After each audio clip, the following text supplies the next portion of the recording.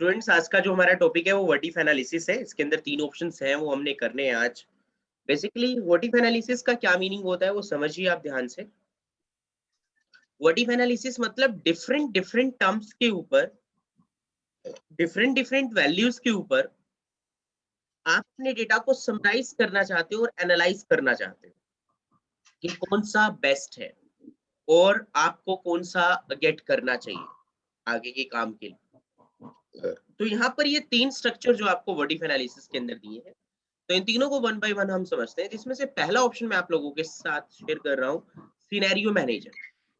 Scenario manager में क्या होता है कि मल्टीपल सिनेरियोस पर आप वर्क कर सकते हो। मल्टीपल सिनेरियोस मतलब एक एग्जांपल मैंने आपके सामने ओपन किया है कि अगर मुझे एक बैंक से लोन लेना है, तो पहले मैं 4-5 बैंक से या इससे भी ज्यादा बैंक से कोटेशन लूंगा कि कौन सा बैंक किस इंटरेस्ट रेट पे कितने प्रिंसिपल का लोन दे रहा है मुझे। तो सभी बैंक की कोटेशन पहले मैं ले लूंगा, देन मैं कोटेशन को, हर एक की कोटेशन की ईएमआई निकालना चाहता हूँ और उसे एनालाइज करना चाहता हूँ। तो मल्टीपल टर्म्स, मल्टीपल वैल्यूज के ऊपर डेटा को मैं सिनेरियो मैनेजर के थ्रू एनालाइज कर पा रहा हूँ। अलग अलग सिनेरियो का मैं एक ही शीट के ऊपर सिनेरियो देख पाऊंगा, उसकी डिटेल देख पाऊंगा और उसको एनालाइज कर पाऊंगा कि किस बैंक से लोन लेना बेस्ट है, कि किसकी ईएमआई बेस्ट है, किसका प्रिंसिपल बेस्ट है, या किसका जो है इंटरेस्ट रेट बेस्ट है। तो उसके हिसाब से मैं यहाँ पर लोन उस बैंक का चूज कर लेता हूँ। तो कंसेप्ट समझ में आया सिनेरियो मैनेजर का आप सभी को? Yes sir. अब देखिए, एक ईएमआई, एक बैंक की कोटेशन आपको यहाँ पर लिखनी होगी और एक ईएमआई निकाल कर रखनी होगी। जैसे कि मैंने लोन रेट और टाइम, एक बैंक की कोटेशन यहाँ पर लिखी हुई है और उसका उसकी ईएमआई मुझे यहाँ पर अब कैलकुलेट करनी है। ईएमआई जो है एक्सेल में आप पीएमटी फंक्शन के थ्रू निकाल सकते हो। और ईएमआई की फुल फॉर्म पता है किसी को? बता सकते हैं? एवरी इसी में ईएमआई की फुल फॉर्म बताओ कौन पैसे वाला है? Every month installment. ऐसे वाला नहीं बेटा, यहाँ पर दिमाग वाला चलेगा। अंकल इक्वली मंथली इंस्टॉलमेंट, जिसके पास मतलब इक्वली मंथली इंस्टॉलमेंट जो हर महीने पे करते हैं।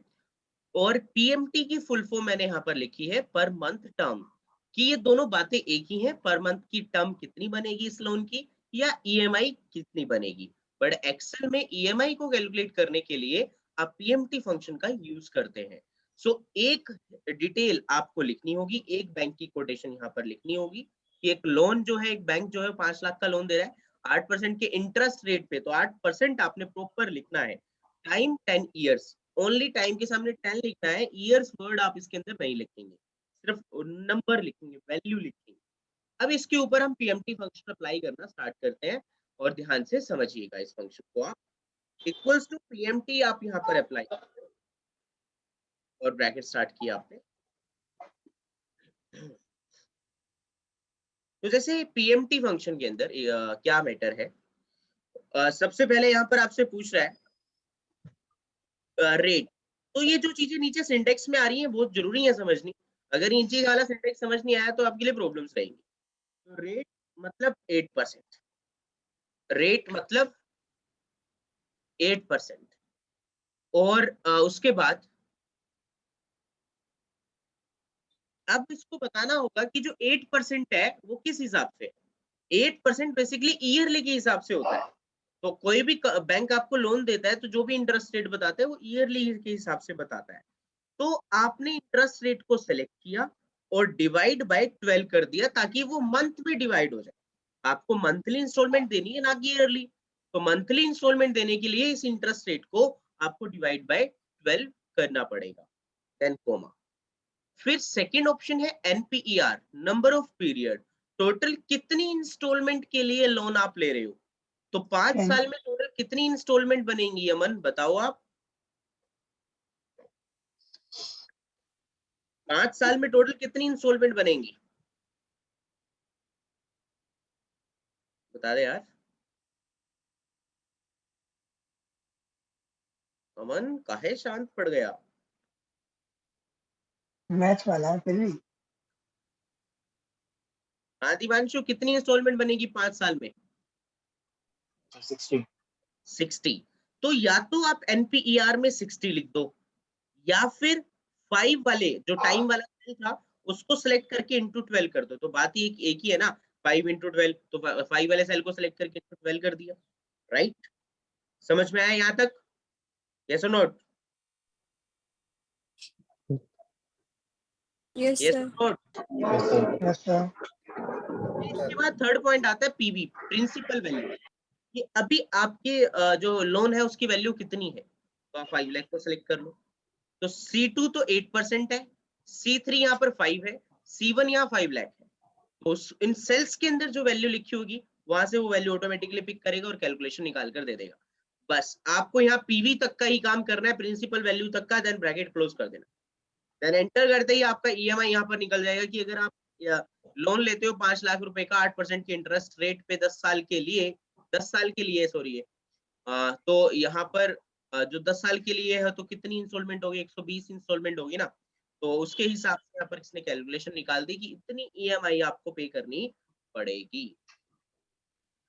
एक बार फिर से बता देता हूँ, इक्वल्स टू पीएमटी लगाना है, ब्रैकेट स्टार्ट करनी है, रेट 8% है उसको डिवाइड बाय 12 करना है, देन कोमा, देन एनपीईआर में आएगा आपका टाइम वाला सेल जहां पर 10 आपने लिखा था, देन इसको इंटू 12 करना होगा ताकि मंथली इंस्टॉलमेंट्स आ जाए कि टोटल कितनी इंस्टॉलमेंट बनेगी। Then PV means principal value, तो प्रिंसिपल वैल्यू में आप जैसे 5 लाख को सिलेक्ट कर लें, then bracket close and enter. तो यहाँ पर आपकी एक वैल्यू निकल कर आ गई, राइट? यहाँ तक हो जाएगा ना?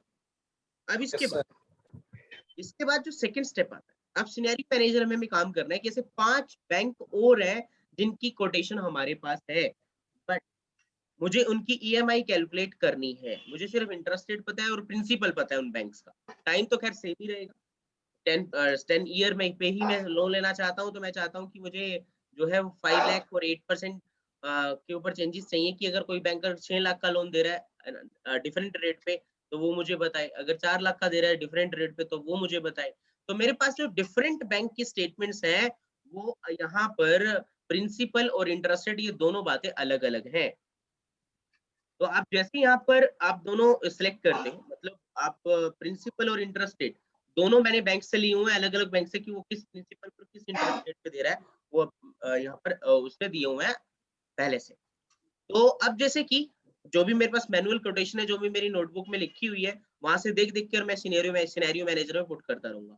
पर सिनेरियो मैनेजर में जाने से पहले आपको ये दोनों सेल सेलेक्ट करने होंगे, प्रिंसिपल का और इंटरेस्ट रेट का, सिर्फ ये 2 सेल, क्योंकि मेरे पास जो अनदर कोटेशन है उसमें सिर्फ प्रिंसिपल चेंज है और इंटरेस्ट रेट चेंज है, जो टाइम है वो बिल्कुल सेम है। अगर टाइम चेंज होता तो मैं इसको भी सिलेक्ट कर लेता, ठीक है। तो मैंने इन दोनों लोन और रेट को सिलेक्ट कर लिया और उसके बाद मैं यहाँ पर सिनेरियो मैनेजर में गया व्हाट एनालिसिस के अंदर, और उसके बाद यहाँ पर जो एक ऑप्शन है कि जो पहले से बैंक ऐड होंगे उन सभी को डिलीट कर देना, ठीक है। आप नए सिरे से काम करना, ऐड बटन पे क्लिक करके ऐड करो। कौन से बैंक की कोटेशन ऐड कर रहे हो? मैंने कहा एसबीआई की। क्या इंटरेस्ट रेट पे दे रहा है और कितना प्रिंसिपल दे रहा है? मैंने कहा कि अगर मैं एसबीआई से ले रहा हूँ तो 6 लाख का लोन दे रहे हैं 9% पे, तो 9% लिखना जरूरी है।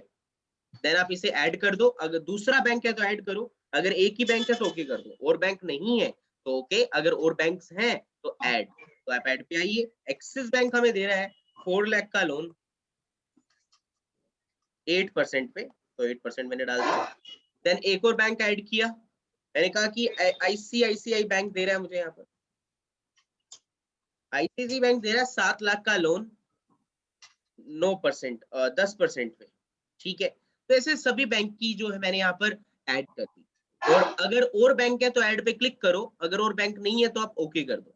तो ये तीनों बैंक यहाँ पर ऐड हो गए, ऐसे 2 बैंक और होंगे, 5 होंगे, 10 होंगे, 20 होंगे, तो सभी बुक की कोटेशन आप यहाँ पर 1 बाय 1 ऐड करते जाइए कि उसका क्या प्रिंसिपल और क्या इंटरेस्ट रेट है वो चेंज कर दीजिए जो वहां पर पूछता है टेबल के अंदर। देन एक ऑप्शन है यहाँ पर समरी, इस समरी बटन पे क्लिक करेंगे और यहाँ पूछेगा रिजल्ट सेल कि किस वैल्यू के बेस पर आपको नेक्स्ट वाली वैल्यूज चाहिए, किस रिजल्ट के बेस पर आपको आगे वाले रिजल्ट चाहिए। तो हमने एक रिजल्ट यहाँ पर निकाला हुआ है, ये रेड वाला, ठीक है, जहां पर पीएमटी का फॉर्मूला लगाया था। तो इस पीएमटी के फॉर्मूले से जो वैल्यू आई थी उस वैल्यू वाले सेल को यहाँ पर आपने सेलेक्ट करना है। याद रखना बेटा ऑलवेज कि जो एक कैलकुलेशन आपने बाहर ईएमआई निकालने की थी उस ईएमआई को आप इस रिजल्ट में सेलेक्ट करेंगे ताकि आगे वाली स्टेटमेंट्स भी वो इसी के फॉर्मूले के बेस पर कैलकुलेट कर दे। देन ओके किया हमने इसको। ओके करते एक नई शीट ओपन होती है। उस नई शीट के अंदर क्या है देखिए ध्यान से कि ये तो हमारी करंट वैल्यू थी जो बाहर है। एसबीआई कितने प्रिंसिपल कितने इंटरेस्ट रेट पे दे रहा है और उसकी क्या ईएमआई है, एक्सिस की क्या डिटेल्स है, आईसीआईसी की क्या डिटेल्स है, क्या प्रिंसिपल क्या रेट और क्या ईएमआई। तो सभी की ईएमआई एक साथ कैलकुलेट कर दी ताकि हम एक ही जगह पर सिनेरियो देख पा रहे हैं। अब इससे जो भी हमें बेस्ट लगता है वो हम गेट कर लेंगे। ठीक है, समझ में आया स्टूडेंट आप सभी को? Yes sir no tell me. Yes sir. Sir एक बार ये वाला दोबारा बता दो, ये वाला सिनेरियो वाला ही ऐड तो करने के देखिए बाद कौन सा फॉर्मूले वाला या फिर सिनेरियो मैनेजर वाला? फॉर्मूला। फॉर्मूला। तो फॉर्मूला इक्वल्स टू पीएमटी आप लगाइए और ब्रैकेट स्टार्ट करिए। रेट में आप 8% सिलेक्ट करेंगे और डिवाइड बाय 12 कोमा। एनपीईआर में आप टाइम के सामने वाला सेल सिलेक्ट करेंगे जिसमें 10 इयर्स लिखा है, then into 12, then PV means principal value, then bracket close and okay. तो इस फॉर्मूले को आप अपनी नोटबुक में भी नोट कर ले बेटा, नोटबुक में नोट करिए इस फॉर्मूले को। फिर सिनेरियो मैनेजर का एक बार फिर से बताता हूँ।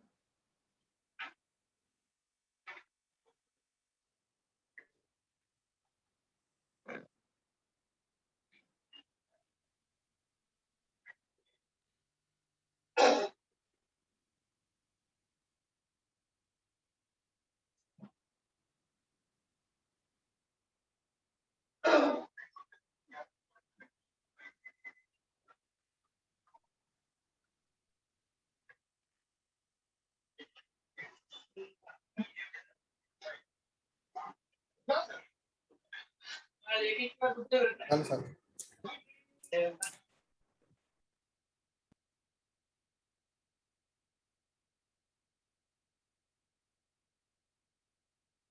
हो गया जी? Yes sir. Yes sir. Manager कैसे करेंगे? आप पहले लोन और रेट वाले जहाँ पर 5 लाख और 8% लिखा है इन दोनों को सिलेक्ट कर लो। फिर इसके बाद आपको जाना है आपको यहाँ पर वोटिफ एनालिसिस के अंदर। देन आप यहाँ पर जो है सिनेरियो मैनेजर पे क्लिक करेंगे। जो पहले से बैंक ऐड होंगे उन्हें आप डिलीट कर देना और फिर नए सिरे से काम स्टार्ट करना ऐड पे क्लिक करके। जैसे कि आपको पीएनबी बैंक जो है, पीएनबी बैंक जो दे रहा है वो आपको 6 लाख का लोन दे रहा है 9% पे। दूसरा बैंक ऐड बटन से ऐड करना है। आपको एसबीआई बैंक जो लोन दे रहा है वो 4 लाख का लोन दे रहा है 7% पे, ऐड किया। नेक्स्ट बैंक एक्सिस बैंक आपको लोन दे रहा है 8 लाख पे और 10% पे। देन इसे ओके कर दो। देन समरी पे क्लिक करो। रिजल्ट सेल में जहां पर ये आपने एक रिजल्ट निकाला है बाहर, जहां पर आपने फॉर्मूला लगाया था उस वाले सेल को आप सिलेक्ट करो जिसमें आपका एक रिजल्ट आया हुआ है एंड ओके कर दो। देन एक शीट ओपन होगी, न्यू शीट, उसमें सिनेरियो शीट होगी, उसमें सारा सिनेरियो आपको शो करेगा कि कौन से बैंक की क्या स्टेटमेंट है और क्या ईएमआई है। सबकी ईएमआई ऑटोमेटिकली कैलकुलेट हो जाएगी। समझ में आया बेटा? Yes sir. दोबारा पूछना किसी को? No sir. नेक्स्ट पॉइंट आता है अब स्टूडेंट्स की डेटा टेबल। उसी के अंदर एक और पॉइंट है डेटा टेबल के नाम से। कहाँ भेज रहे हो अभिषेक जी आप? सर वो सबको चलेगा, कमन को भेज दे। सो हम बात कर रहे थे वोटिफ एनालिसिस के अंदर data table. Data table scenario manager का ही एक एडवांस वर्जन बोल सकते हैं जो कि इसी स्टेटमेंट पे ही वर्क करेगा बट एक डिफरेंट वे से। मैं चाहता हूं मेरे को यहीं पर सभी चीजों का रिजल्ट चाहिए और वो भी थोड़ा सा एक एडवांस लेवल पर सेम शीट के ऊपर। कैसे? मैंने कहा कि मैंने कुछ बैंक से अलग अलग ईएमआई के जो है कोटेशंस लिए, किसी की कुछ प्रिंसिपल है, किसी का कुछ इंटरेस्ट रेट है, तो मुझे यहीं पर ही सारी चीजें कैलकुलेट करके दे दे। कैसे? ध्यान रखना जो जो कंसेप्ट जो टर्म्स में यहाँ यूज कर रहा हूँ, खैर वो तो आप चेंज कर ही सकते हो, 5% की जगह 6% लिख सकते हो, कोई डिफरेंट परसेंटेज ले सकते हो, बट जो स्ट्रक्चर में यहाँ पर यूज कर रहा हूँ वही स्ट्रक्चर आप अपने काम में भी यूज करें। तो क्या स्ट्रक्चर यूज कर रहा हूँ कि सबसे पहले तो एक कैलकुलेशन आपके पास होनी चाहिए जो अभी है, आपके पास ऐसे 5 बैंक की और कोटेशन है, उन 5 बैंक की कोटेशन में इंटरेस्ट रेट अलग अलग है और प्रिंसिपल भी अलग अलग है। तो आप क्या करेंगे, जो दूसरे बैंक्स की जितने भी बैंक है उन जितने भी इंटरेस्ट रेट है वो आप रेड वाले सेल के राइट हैंड साइड में लिख दीजिए, जहां पर एक आपने फॉर्मूला एक रिजल्ट निकाला हुआ है, जहां पर ईएमआई निकाली हुई है, उसी के राइट हैंड साइड वाले सेल में सारे इंटरेस्ट रेट 1 बाय 1 आप लिख दीजिए। जैसे कि यहां पर मैंने लिख दिया 7%, एक बैंक मुझे 7% पे दे रहा है, एक बैंक मुझे 9% पे दे रहा है, एक बैंक मुझे 6% पे दे रहा है और एक बैंक मुझे 10% पे दे रहा है। और फिर प्रिंसिपल, प्रिंसिपल भी अलग अलग हो सकते हैं, तो प्रिंसिपल आपको इस ईएमआई वाले सेल के नीचे लिखने हैं जहां पे एक ईएमआई निकली। तो यही स्ट्रक्चर आपको यूज करना है बेटा, याद रख लेना ऑलवेज। तो एक बैंक मुझे 6 लाख का दे रहा है, एक बैंक मुझे 7 लाख का दे रहा है, एक बैंक 4 लाख का दे रहा है, एक बैंक मुझे 8 लाख का दे रहा है, तो ऐसे सभी का मैंने लिख दिया। सो और भी हो सकते हैं और इंटरेस्ट रेट भी और हो सकते हैं। तो अब ध्यान से समझना मैं क्या कर रहा हूँ, मैंने स्ट्रक्चर रेडी कर लिया।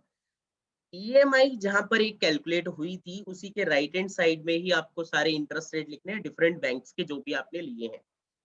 फिर उसी के नीचे जहां पर एक ईएमआई निकली थी, इसी ईएमआई के नीचे आपको प्रिंसिपल लिखने हैं जहां पर जो भी आपको प्रिंसिपल आपने बैंक से लिए हैं।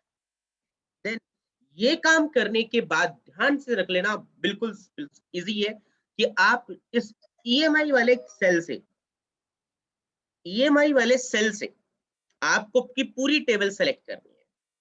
ईएमआई वाले सेल से आपको आपकी पूरी टेबल सेलेक्ट करनी है, जहां पर एक कैलकुलेशन हो रखी है वहां से देन व्हाट एनालिसिस में जाना है, देन डेटा टेबल पे क्लिक करना है। रो इनपुट सेल और कॉलम इनपुट सेल दो ऑप्शन है यहाँ पर। हेलो हेलो, रो इनपुट सेल, रो इनपुट सेल में ऑलवेज आएगा इंटरेस्ट रेट वो वाला जिस इंटरेस्ट रेट के थ्रू ये वाली ईएमआई निकली है, जिस इंटरेस्ट रेट के थ्रू ये ईएमआई निकली है, वो इंटरेस्ट रेट आपको रो इनपुट सेल में सेलेक्ट करना है। याद रख लेना बेटा ऑलवेज, क्योंकि यहाँ पे ऊपर रो में जो है इंटरेस्ट लिखे हैं आपने। कॉलम इनपुट सेल में प्रिंसिपल, जिस प्रिंसिपल के थ्रू ये ईएमआई निकली है वो principal value column input cell में। तो रो में तो इंटरेस्ट रेट और कॉलम में प्रिंसिपल। देन जैसे ही आप ओके करोगे तो यहाँ पर सबकी ईएमआई निकल जाएगी इसी के नीचे। माइनस इसका एक फॉर्मेट है कि जब पे करते रहोगे तो माइनस होता रहेगा। तो अगर आप क्या करते हो 7%, 6 लाख का लोन लेते हो 7% पे, तो क्या ईएमआई होगी? 6 लाख का लोन 9% पे लेते हो तो क्या ईएमआई? 6% पे लेते हो क्या ईएमआई? 10% पे लेते हो तो क्या ईएमआई? 7 लाख का लोन इन चारों इंटरेस्ट रेट पे लेते हो तो क्या ईएमआई? 4 लाख का लोन चारों इंटरेस्ट रेट पे लेते हो तो क्या ईएमआई? 8 लाख का लोन चारों इंटरेस्ट रेट पे लेते हो तो क्या ईएमआई? समझ पाया? Yes sir. एक बार फिर से बताते हैं, आपको ये स्ट्रक्चर रेडी करना है जिसमें क्या होगा, एक ईएमआई कैलकुलेट होनी चाहिए और उसी ईएमआई के राइट हैंड साइड में आपको सारे इंटरेस्ट रेट लिखने हैं। देन उसी ईएमआई के नीचे प्रिंसिपल लिखने हैं। देन आपको पूरी टेबल सेलेक्ट करनी है। देन व्हाट एनालिसिस में जाके डेटा टेबल पे क्लिक करना है। रो इनपुट सेल के अंदर आपको सेलेक्ट करना है क्या, इंटरेस्ट रेट, जिस इंटरेस्ट रेट के थ्रू ये ईएमआई निकली है। कॉलम इनपुट सेल में ये प्रिंसिपल, जिस प्रिंसिपल के थ्रू ये ईएमआई निकली है। देन ओके, देन सभी की ईएमआई ऑटोमेटिकली इसी शीट के ऊपर वो कैलकुलेट करके दे देगा। किसी को डाउट है तो पूछिए।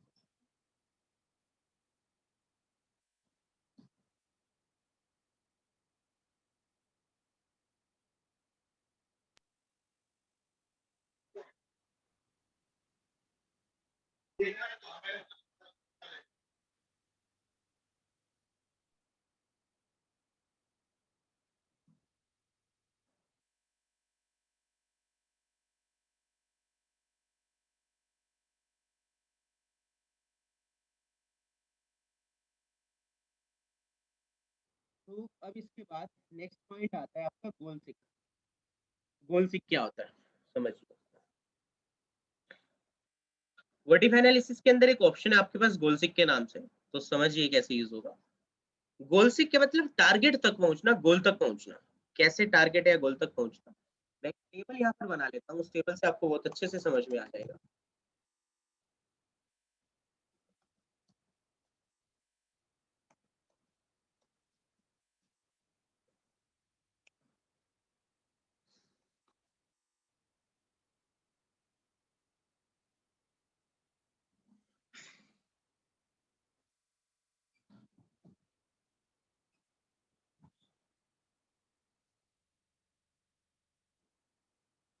जैसे कि अभी किसी भी स्टूडेंट के नंबर कम है, जैसे स्टूडेंट के नंबर 133 है, मैं चाहता हूँ स्टूडेंट के नंबर कम से कम 140 होने चाहिए ताकि ये पास हो जाए। अब मुझे नहीं पता कि इन दोनों सेल्स में कितने कितने मैं इंक्रीज करूं कि यहाँ पर 140 हो जाए, तो ये आपको समझना पड़ेगा। कैसे होगा वो समझिए कि मुझे यहाँ पर फाइनल वैल्यू करनी है 140। अब मुझे नहीं पता कि इन दोनों में से किसमें कितने बढ़ाऊं कि वो 140 हो जाए। तो जो मेन सेल है जहां पर 140 करनी है, उस सेल को सिलेक्ट कर लो, देन वर्टिफ एनालिसिस के अंदर गोल सीक पे क्लिक करो, देन टू वैल्यू के अंदर वो वैल्यू लिखो जितनी आपको करनी है, 140 करनी है। बाय चेंजिंग सेल, इन दोनों में से किस सेल पे चेंजेस करने हैं, मैंने कहा 56 में चेंजेस करने हैं, तो 56 में वो बढ़ाकर 77 या 56 में किसी में बढ़ाऊंगा तभी तो वहां 140 होंगे, क्योंकि वहां फॉर्मूला लगा हुआ है ना, सम का टोटल किया हुआ है, प्लस किया हुआ है, तो 56 और 77, अब इन दोनों में से किसी में बढ़ाऊंगा कुछ नंबर्स तभी तो जाके क्या होंगे, वहां 133 की जगह 140 होंगे। तो मैं कहता हूँ 56 में जितने बढ़ाने हैं बढ़ा दो और वहां 140 कर दो। तो सिर्फ मैंने क्या किया, एक बार फिर से बताता हूँ कि मैंने इस सेल को सिलेक्ट किया 133 वाले सेल को, देन गोल सीक में गया, टू वैल्यू के अंदर 140 लिखना है। बाय चेंजिंग सेल में आपको 56 या जो भी सेल सिलेक्ट करना है जिसमें भी आपको इंक्रीज करना है नंबर, उस पर सिलेक्ट क्लिक करके ओके कर देना है, तो ऑटोमेटिकली वहां पर क्या हो जाएंगे 140 हो जाएंगे। बट याद रखना कि उस सेल में फॉर्मूला लगा हुआ होना चाहिए, गोल सीक वो उसी सेल पे काम करता है जिसपे फॉर्मूला लगा हो, जिसमें फॉर्मूला नहीं लगा होगा उस पे काम नहीं करेगा। गोल सीक वाला ऑप्शन समझ में आया आप सभी को? यस और not, please tell me. Sir और घटाना हो तो? Yes sir. सेम एज बेटा, सेम सर एज। आप हाँ बोल रहे फॉर्मूला लगा होना चाहिए, मतलब या तो उसका एवरेज निकला हो या माइनस निकला हो या फिर टोटल निकला हो। हाँ जी, हाँ जी, कोई भी फॉर्मूला लगा। ओके।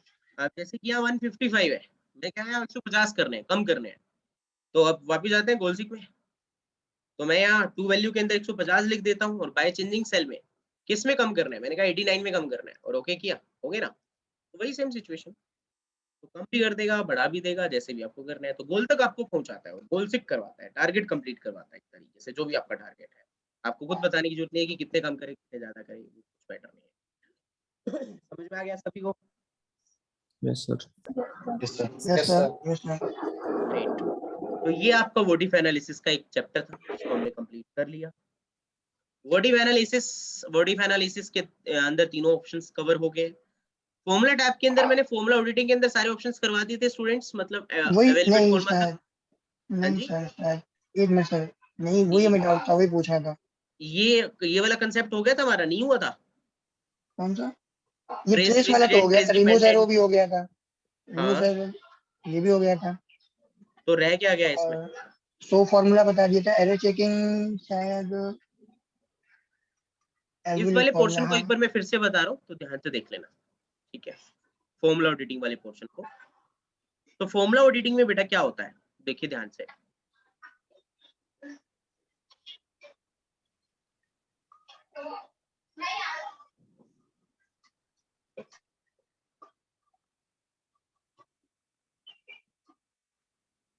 जैसे कि फॉर्मूला ऑडिटिंग में क्या है कि मैंने कहीं पर भी एक शीट के अंदर फॉर्मूला लगाया, लाइक जैसे कि इक्वल्स टू सम, और मैंने ये वाला डेटा सिलेक्ट कर लिया और ब्रैकेट क्लोज करके एंटर कर दिया। मुझको ट्रेस करना है ये फॉर्मूला, कि कुछ ऐसे ट्रेस करना है कि ये जो फॉर्मूला लगा हुआ है इस फॉर्मूले के अंदर कौन कौन सी वैल्यू को इंक्लूड किया गया है, कौन कौन से सेल इस फॉर्मूले में सेलेक्ट किए गए हैं। तो इस फॉर्मूले को सेलेक्ट करके आप ट्रेस प्रीसिडेंट में जाते हो, तो वो मार्क कर देता है कि इस फॉर्मूले के अंदर ये सभी सेल सिलेक्टेड है जो बाउंड्रीज में इसने बनाए हैं। अगर इस एरो को हटाना है तो आप रिमूव एरो कर सकते हैं। अभी ट्रेस प्रीसिडेंट से आपने क्या किया कि आपने फॉर्मूले में देखा कि कौन कौन से सेल सिलेक्टेड है, बट इसी का अपोजिट अगर हम करना चाहें कि मैं एक सेल से, एक नॉर्मली जिसमें फॉर्मूला नहीं लगा, उस सेल से पूछना चाहता हूं कि इस सेल को कहां कहां सेलेक्ट किया गया है, कहां कहां यूज किया गया है, ये सेल कौन कौन से सेल पे डिपेंड है, या किस किस फॉर्मूले में सेलेक्ट किया गया है उस सेल को। तो मैं इससे पूछ रहा हूँ कि 84 वाला जो सेल है, उस सेल को कौन कौन से फॉर्मूले में या कौन कौन से सेल में यूज किया गया है। सो आप इस सेल को सेलेक्ट करके ट्रेस डिपेंडेंट पे क्लिक करते हो तो आपको बता रहे एक 150 के अंदर, एक 301 के अंदर। बात समझ में आ गई आपको? सर ये वाला नहीं आया समझ में। जैसे आपके पास क्या है, कोई भी नॉर्मल एक सेल है, इसमें से कोई भी एक सेल है जहाँ पे फॉर्मूला नहीं लगा, मैं इस सेल को पूछना चाहता हूँ, इस सेल में से मैं देखना चाहता हूँ कि ये वाला सेल 63 वाला सेल कौन कौन से फॉर्मूले के अंदर सिलेक्ट किया गया है, मतलब ये सेल किस किस सेल पे डिपेंड है। अगर आप इस सेल को डिलीट करते हो तो कौन कौन से सेल पे इफेक्ट पड़ेगा, राइट। तो अब इसको सिलेक्ट किया, ट्रेस डिपेंडेंट किया, तो आपको बता रहे कि 63 वाले सेल को आप डिलीट करते हो तो एक तो 140 पे इफेक्ट पड़ेगा और एक 301 पे इफेक्ट पड़ेगा। इन दोनों सेल्स में ये फॉर्मूला सिलेक्टेड है। बात समझ में आ गई? Yes sir. इस एरो को हटाना है तो आप रिमूव एरो कर सकते हैं। नेक्स्ट है शो फॉर्मूला। अगर आप अपने फॉर्मूला को शो करना चाहते हो कि इस शीट में जहां जहां जो जो फॉर्मूला लगा है, क्या फॉर्मूला लगा है, कैसे लगा है, वो देखना है आपको, तो शो फॉर्मूला जो है यहाँ से आप यूज कर सकते हो। ये ऑन ऑफ करने का बटन यही है, यहीं से ऑफ हो जाएगा। नेक्स्ट है एरर चेकिंग। एरर चेकिंग में आता है कि फॉर्मूला गलत लगा हो तो बता देता है कि इसमें क्या गलती है, क्या गलती नहीं, कहाँ गलती है, ठीक आपको ही करनी होती है। अब देखो मैंने यहाँ पे सम की जगह सन लगा दिया और ब्रैकेट स्टार्ट किया, और मैंने इन सभी सेल्स को सिलेक्ट कर लिया जिनका टोटल करना है, ब्रैकेट क्लोज करके एंटर कर दिया, तो ऑब्वियसली एरर आना ही था क्योंकि स्पेलिंग गलत है। तो अभी तो मुझे पता है कि मैंने गलत लिखा है, बट अगर आपको ना बताओ कि अगर आपके फॉर्मूले में एरर आ रहा है तो गलती कहाँ पर है, अगर ये चीज आपको देखनी हो तो आप एरर चेकिंग वाले ऑप्शन से देख सकते हो। कैसे? आप यहाँ इस एरर को सिलेक्ट करोगे, एरर चेकिंग में जाओगे, शो कैलकुलेशन स्टेप पे क्लिक करोगे, सेकंड ऑप्शन है। उसके बाद जहां पर अंडरलाइन होगी, उस अंडरलाइन जहां अंडरलाइन होगी वहां हमारी गलती होगी। अगर मैं इसे इवेलुएट करता हूँ, मतलब कैलकुलेट करता हूँ कि बता एग्जैक्ट एरर कहाँ पर है, तो एरर ये इवेलुएट करती कहाँ पर निकाल रहा है, जहां पर सन लिखा हुआ था। यहाँ पर एरर नहीं निकाला इसने, यहाँ पर जहाँ पर सन लिखा हुआ था वहां पर एरर निकाला। और कौन सा एरर है? नेम का, एक नेम गलत लिखा है आपने। तो इसको ठीक करने के लिए बेटा हमको क्या करना होता है वो समझिए। इसको मैं कट कर रहा हूँ। ठीक करने के लिए आपको क्या करना होगा कि याद रखना कि जब भी आप कोई भी फॉर्मूला लगाएंगे तो नीचे लिस्ट आती है, तो जो फॉर्मूला आप लगा रहे हैं वो लिस्ट में होना चाहिए। अगर वो लिस्ट में फॉर्मूला नहीं है, अगर वो लिस्ट में फॉर्मूला नहीं है तो मतलब वो आप गलत फॉर्मूला लगा रहे हो। जो लिस्ट में आप है वो फॉर्मूला सही है, वो आप लगा सकते हो। तो सम हमारा फॉर्मूला है, नीचे आ रहा है, लिस्ट में आ रहा है, देन ब्रैकेट स्टार्ट किया और जिस जिस वैल्यू का टोटल करता है उस वैल्यू को सिलेक्ट किया और ब्रैकेट क्लोज करके एंटर कर दिया, तो टोटल हो जाएगा और वैल्यू भी सही हो जाएगी। तो सही हमें खुद करना पड़ता है कि जो फॉर्मूला आपने लगाया वो नीचे लिस्ट में आना चाहिए, राइट। तो इसे फॉर्मूला ऑडिटिंग बोलते हैं। यहाँ तक हो गया जी? कोई डाउट? No sir. और जो इवेलुएट फॉर्मूले वाला ऑप्शन है वो बाहर भी दिया हुआ है। एरर चेकिंग और इवेलुएट फॉर्मूला बात एक ही है। इवेलुएट फॉर्मूला पे क्लिक करते यहाँ से डायरेक्टली आप उस एरर देख सकते हो कि एरर कहाँ पर है। आपको अंदर जाने की जरूरत नहीं है, एरर चेकिंग के अंदर जाने की जरूरत नहीं है। दोनों ऑप्शन में जो भी आपको इजी लगे वो यूज कर सकते हैं। ठीक है जी, तो ये आपके फॉर्मूला ऑडिटिंग के ऑप्शंस थे। पेज लेआउट टैब हो गया हमारा। पेज लेआउट टैब हो गया। एक मिनट। पेज लेआउट टैब हाँ। को कर लेते हैं, ध्यान से समझिए कि क्या क्या चीजें हैं इसके अंदर। बेसिकली पेज लेआउट टैब के अंदर ऑप्शंस हैं आपके पेज सेटअप से रिलेटेड। जब आप प्रिंट निकालते हो अपनी शीट का तो किस सेटिंग बेस पर निकालते हो, तो उसकी कुछ सेटिंग्स अवेलेबल है, जिसमें से क्या सेटिंग मैं आपको करवा रहा हूँ पेज सेटअप के अंदर, सुनिए ध्यान से। सबसे पहले है मार्जिन, कि जब भी आप पेज को प्रिंट करेंगे तो चारों तरफ से कितने कितने इंच का मार्जिन चाहिए। तो नॉर्मली 1-1 इंच का मार्जिन रहता है। अगर आप इसे बढ़ाना चाहते हो तो कस्टम मार्जिन में आकर यहाँ से आप बढ़ा सकते हो कि टॉप से कितना चाहिए, लेफ्ट से कितना चाहिए, बॉटम से कितना चाहिए, राइट से कितना चाहिए, जितना जितना चाहिए वो 1-1 इंच मैंने यहाँ पे सेट कर दिया एंड ओके कर दिया। तो जो पेज का मार्जिन है, अगर मैं इसे प्रिंट निकाल कर देखता हूँ तो आपको शो कर रहा है कि ऊपर और नीचे लेफ्ट राइट से सारी जगह से मार्जिन आपको वहां पर दे रहा है, गैप दे रहा है, चारों तरफ से गैप दे रहा है। ओरिएंटेशन सेकंड ऑप्शन है कि आपको जो आपका प्रिंट करना है आपको डेटा, वो पोर्ट्रेट मोड में करना है या लैंडस्केप? पोर्ट्रेट मतलब वर्टिकल, लैंडस्केप मतलब हॉरिजॉन्टल। तो अभी अगर मैं प्रिंट प्रीव्यू देखता हूँ, प्रिंट प्रीव्यू देखने के लिए कंट्रोल F2 का यूज किया जाता है। तो यहाँ पर आपको ये वर्टिकल पेज के मोड में दिखा रहा है। अगर इसको हॉरिजॉन्टल करना है तो लैंडस्केप करिए। अब कंट्रोल F2 से अगर आपको प्रिंट प्रीव्यू देखना है तो आपको हॉरिजॉन्टल को दिखा रहा है। फिर इसके बाद थर्ड ऑप्शन है साइज का, कि साइज जो है वो ऑलवेज हमारा A4 रहता है। तो जो भी पेपर हम प्रिंट करते हैं वो A4 से करते हैं, तो A4 सेलेक्ट कर लेंगे यहाँ से हम। प्रिंट एरिया, आप यहाँ से प्रिंट एरिया सेट कर सकते हैं।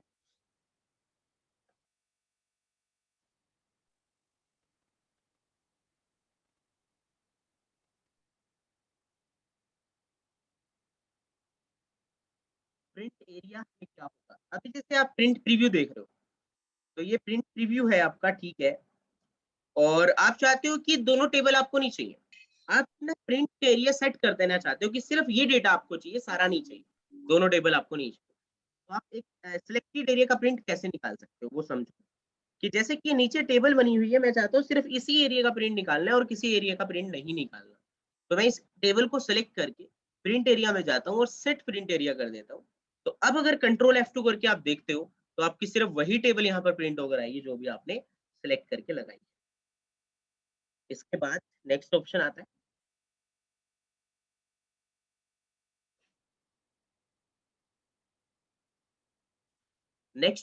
है आपका यहाँ पर ब्रेक। ब्रेक को थोड़ा ध्यान से समझना। उससे पहले मैं प्रिंट एरिया अगर हटाना चाहता हूँ कि प्रिंट एरिया नॉर्मल हो जाए, तो प्रिंट एरिया के अंदर जाके क्लियर प्रिंट एरिया कर दूंगा तो हट जाएगा।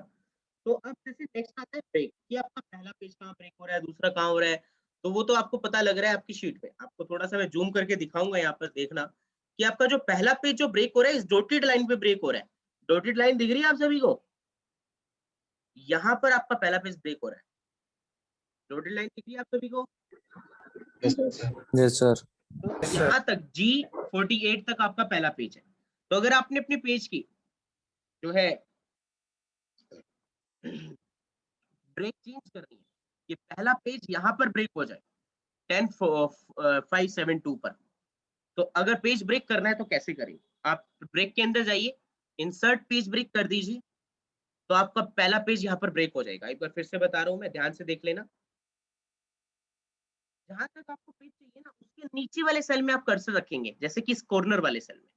देन आप पेज ब्रेक पे जाइए, इंसर्ट पेज ब्रेक कीजिए। अब अगर आप प्रिंट प्रीव्यू देखते हैं तो आपका पहला पेज कहाँ पर आ रहा है, मतलब यहीं तक ही प्रिंट हो रहा है। तो ब्रेक तक का ऑप्शन आज आप लोगों को करना है। हो जाएगा स्टूडेंट यहाँ तक? ये यस मैं सर। फिर से एक बार बात Yes, दोबारा sir. बताऊंगा। हाँ जी, और आपने वो उस दिन वो इंटेंसिव वाला करवाया था, उसका भेजा नहीं था असाइनमेंट आपको शायद। इस बार भेज देता देंगे बेटा, आज भेज देंगे। भेज दिया था वैसे मैंने कल, आज फिर भेज दूंगा। ठीक है, कोई डाउट स्टूडेंट आज की क्लास में? No sir. तो सर हाँ सर। असाइनमेंट वगैरह अगर है तो मैं भेज दूंगा आप लोगों को, और प्रीवियस भी भेज दूंगा। तो आज इतना करके देखना, बाकी फिर नेक्स्ट करते हैं, ठीक है? ओके। आज